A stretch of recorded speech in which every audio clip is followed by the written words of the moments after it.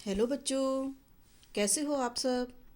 मैं Shrimati Prem Parihar FM department से और हम पढ़ रहे हैं BCom part first paper second का टॉपिक कौटिल्य के अर्थशास्त्र की आर्थिक अवधारणाएं। पिछली वीडियो में हमने इसके बारे में थोड़ी जानकारी ली थी, जिसमें हमने जाना था कि कौटिल्य कौन थे, कौटिल्य के अर्थशास्त्र का क्या औचित्य है, कौटिल्य के प्रमुख आर्थिक विचार क्या हैं, अर्थशास्त्र किस की परिभाषा क्या दी है कौटिल्य ने, और कौटिल्य के अर्थशास्त्र के राजनीतिक आधार क्या हैं। कौटिल्य के अर्थशास्त्र की विषय सामग्री और क्षेत्र के बारे में जाना हमने। कौटिल्य के अर्थशास्त्र के प्रमुख उद्देश्यों के बारे में जानकारी ली और आज हम पढ़ेंगे कौटिल्य के उत्पादन के साधन संबंधी विचार, जिसमें कौटिल्य ने 6 तरह के विचार अपने व्यक्त किए हैं, जिसमें भूमि एवं कृषि संबंधी विचार, पशुपालन संबंधी विचार, उद्योग संबंधी विचार, श्रम संबंधी विचार, व्यापार संबंधी विचार, पूंजी एवं व्यक्तिगत संपत्ति संबंधी विचार, इनके बारे में एक एक करके हम जानकारी लेते हैं। भूमि तथा कृषि संबंधी कौटिल्य के विचार। कौटिल्य काल में अर्थशास्त्र का संपूर्ण सामाजिक ढांचा कृषि पर आधारित था और आर्थिक पुनर्निर्माण का काम उस दौरान चल रहा था। इसी कारण कौटिल्य ने अर्थशास्त्र में कृषि एवं भूमि संबंधी समस्याओं पर व्यवहारिक विचार प्रस्तुत किए हैं, जो आज भी हमें मार्गदर्शन देते हैं। कौटिल्य काल में भूमि का अधिकांश भाग राजा के अधीन होने से अर्थव्यवस्था में कृषि के 2 ही स्वरूप थे, राजकीय कृषि फॉर्म और व्यक्तिगत कृषि फॉर्म।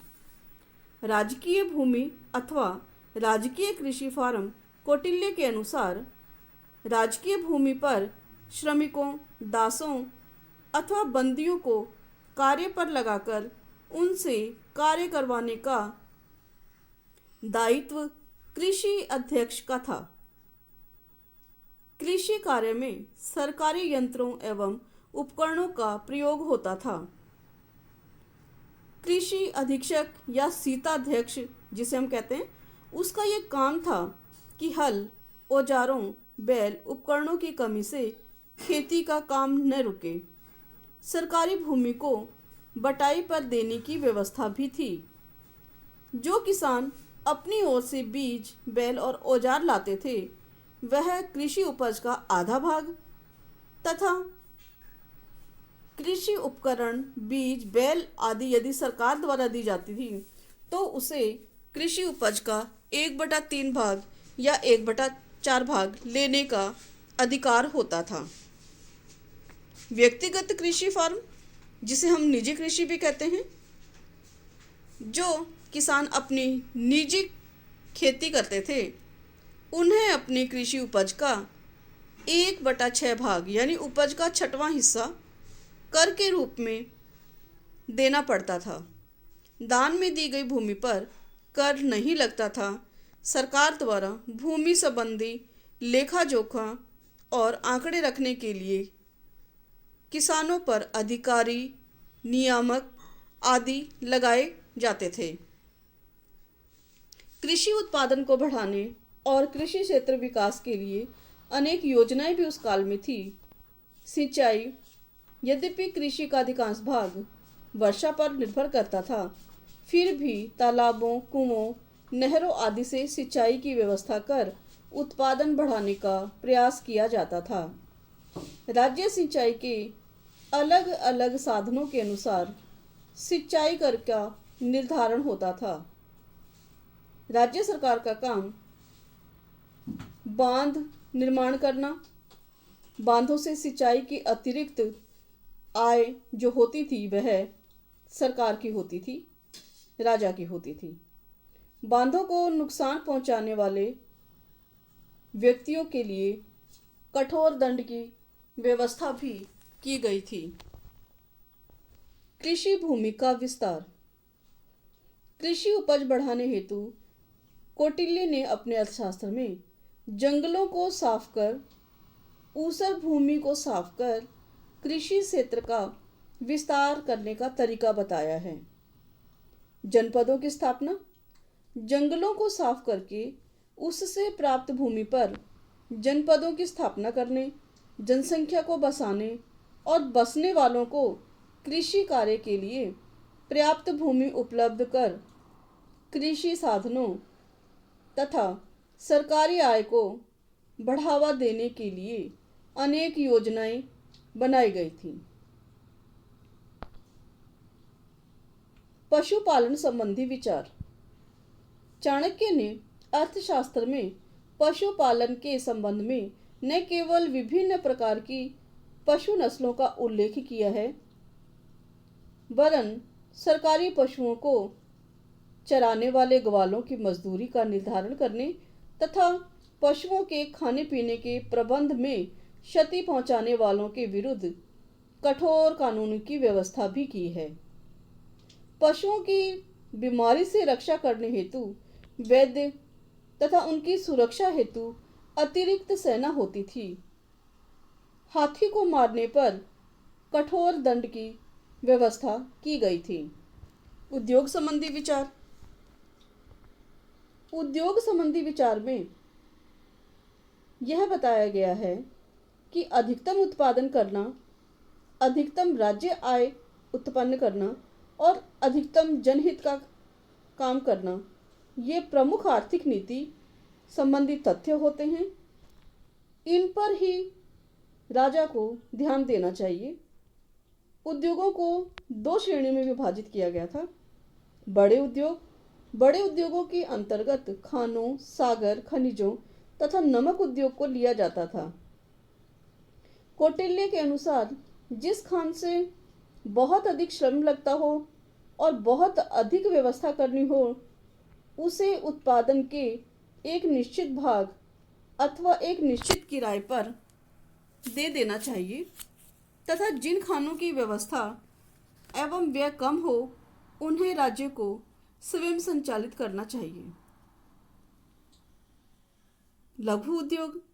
लघु उद्योगों के बारे में यह विचार दिए गए हैं कि सोने, चांदी एवं बहुमूल्य धातुओं के आभूषण तैयार करने को स्वर्णाध्यक्ष की नियुक्ति की जाती थी। सोने और तांबे के सिक्के तैयार करने वाले के लिए लक्षणाध्यक्ष की नियुक्ति की जाती थी। सूत एवं रस्सा तैयार करने वालों के लिए सूत्रा अध्यक्ष की, मापतोल के बाट और उनके मानक तैयार करने के लिए पोतवाध्यक्ष। इसी प्रकार सूरा बनाने वाले कारीगरों से शराब तैयार करवाने वालों को सूराध्यक्ष कहा जाता था। इन 5 प्रकार के अध्यक्षों की नियुक्ति कर लघु उद्योगों पर नियंत्रण रखने का प्रयास किया जाता था। राज्य हित में इनसे कार्य करवाए जाते थे। लघु उद्योगों पर निजी उद्यमियों के स्वामित्व एवं नियंत्रण होता था। स्वतंत्र व्यापारी मजदूरों एवं कारीगरों से वस्तुओं को बनवाते थे और बेचते थे। कौटिल्य के श्रम संबंधी विचार। कौटिल्य के श्रम संबंधी विचार आधुनिक व्यवस्था से मेल खाते हैं।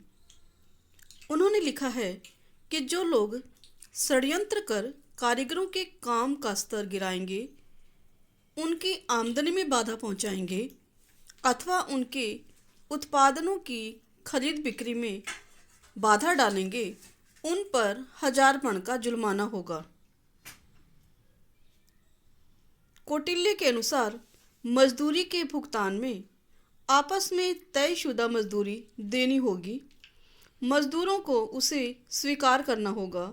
मजदूरी का भुगतान न करने पर उसकी राशि का 10 गुना अथवा 6 पण जुर्माना देना होगा। मजदूरी हजम करने पर उस राशि का 5 गुना अथवा 12 पण जुर्माना देना होगा। पण जो है वो एक मुद्रा थी उस जमाने की।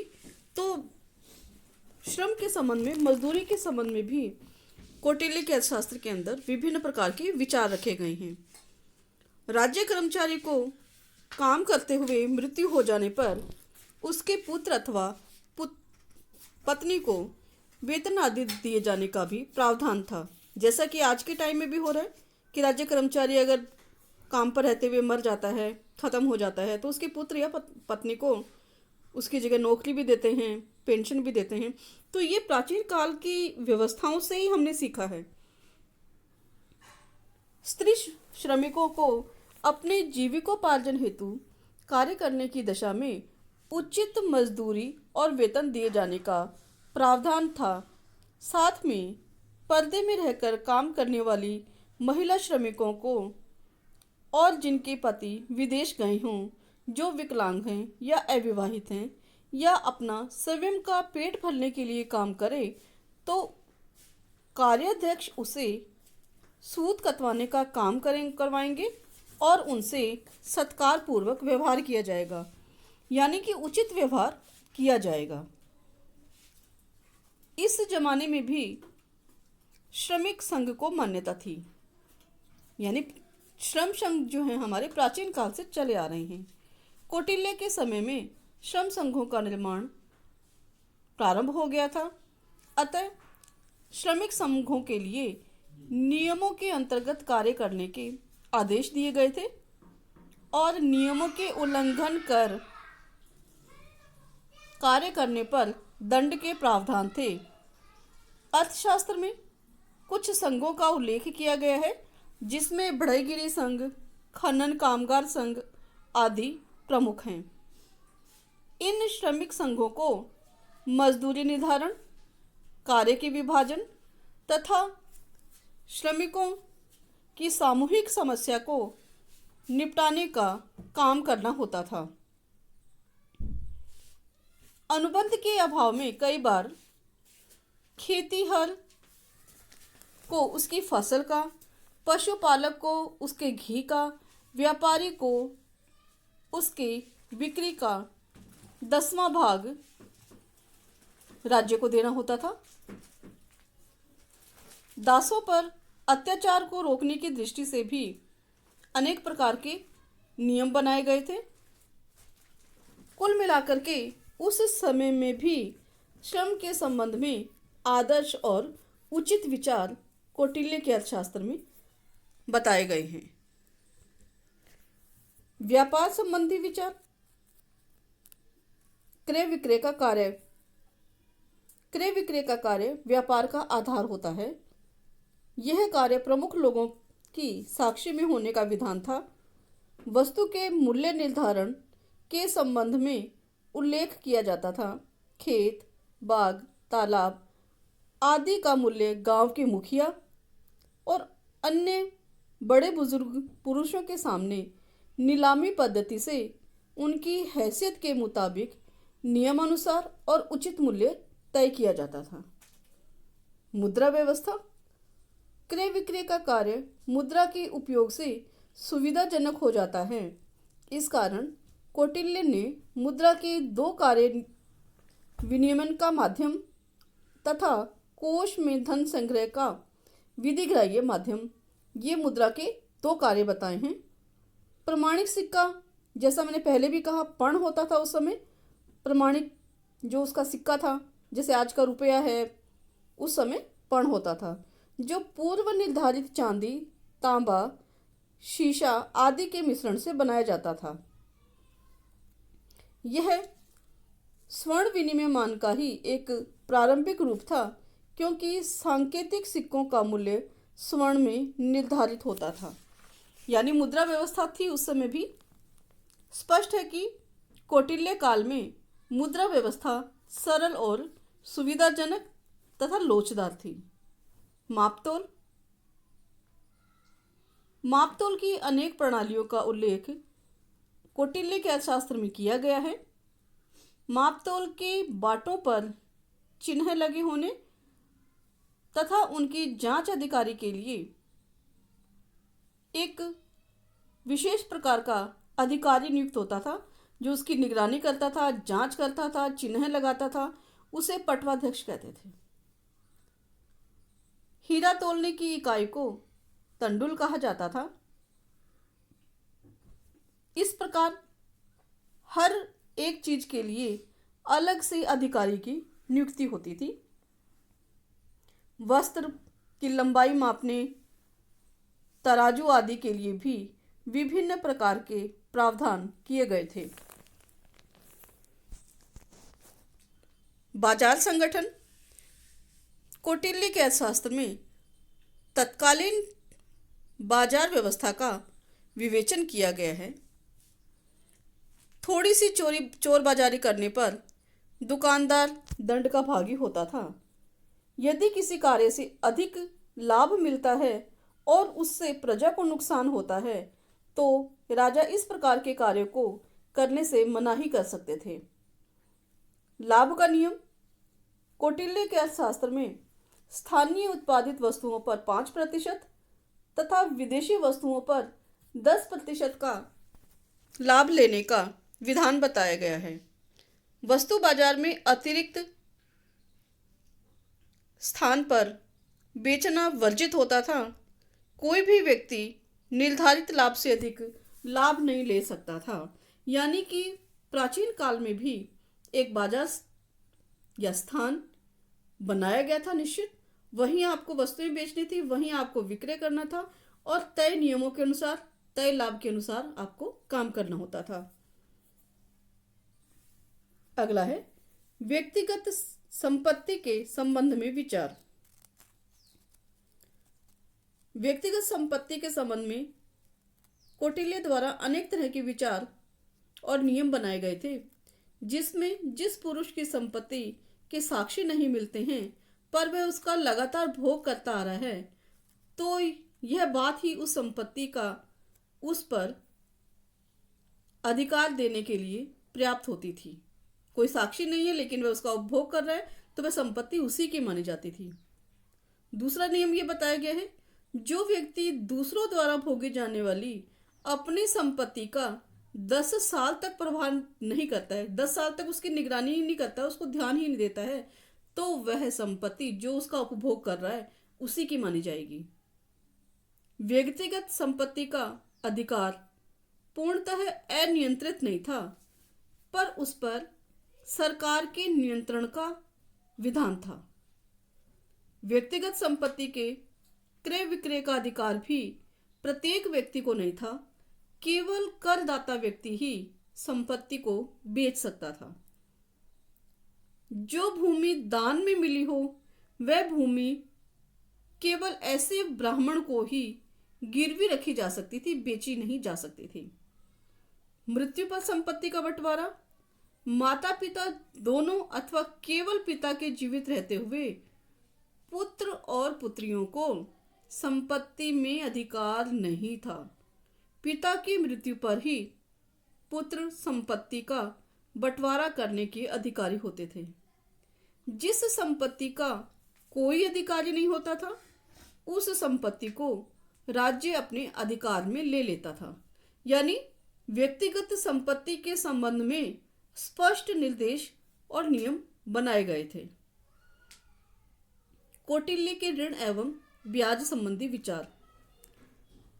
कौटिल्य ने कहा है कि ऋण हेतु 2 साक्षी होने चाहिए और ये साक्षी विश्वास पात्र, पवित्र चरित्र वाले और दोनों पक्षों को मान्य होने चाहिए। 100 पर्ण पर 1.25 पर्ण तक का ब्याज लेना उचित होता था। यानी ब्याज कितना लेना है यह भी उस समय तय किया गया था, नियमानुसार बताया गया था कि इतनी राशि पर इतना ही ब्याज आपको लेना है। 10 वर्ष तक अगर कोई ऋण वसूल न करे तो करदाता का उस पर कोई अधिकार नहीं रहता है। अगर ऋण लेने वाला मर जाए तो पुत्रों से ऋण वसूल होता था, लेकिन पत्नी उस ऋण को चुकाने के लिए बाध्य नहीं होती थी। बहुत स्पष्ट विचार दिए गए हैं ऋण और ब्याज के संबंध में। लेकिन यदि जुआ खेलने और इनके लिए अगर कोई ऐसा लिया जाता था तो उसके लिए कठोर दंड का विधान होता था। जीतने वालों से भी कर लिया जाता था। यानी इस तरह की गतिविधियां होती थी, पर वो कठोर दंड उन पे था और कठोर ब्याज भी लिया जाता था, कठोर कर भी उनसे लिया जाता था। सार्वजनिक वित्त के संबंध में कौटिल्य के विचार। कौटिल्य के अनुसार राज्य की मजबूती, सुरक्षा और कल्याण के लिए राजकोष की पर्याप्तता बहुत निर्भर करती है। अतः उसे राजा को राजकोष में वृद्धि करने की सलाह दी और बताया कि अल्पकोष के कारण ही राजा एवं प्रजा को कष्ट भोगना पड़ता है। इसलिए कौटिल्य के अनुसार सार्वजनिक वित्त का उद्देश्य राजा एवं प्रजा को 4 पुरुषार्थों में सहयोग देना है और उन्होंने कोष की हानि के 8 कारण बताए हैं, जिसमें प्रतिबंध प्रयोग, व्यवहार, अवस्तार, परिहायन, उपभोग, परिवर्तन एवं अपहार, इनके बारे में जानकारी दी है।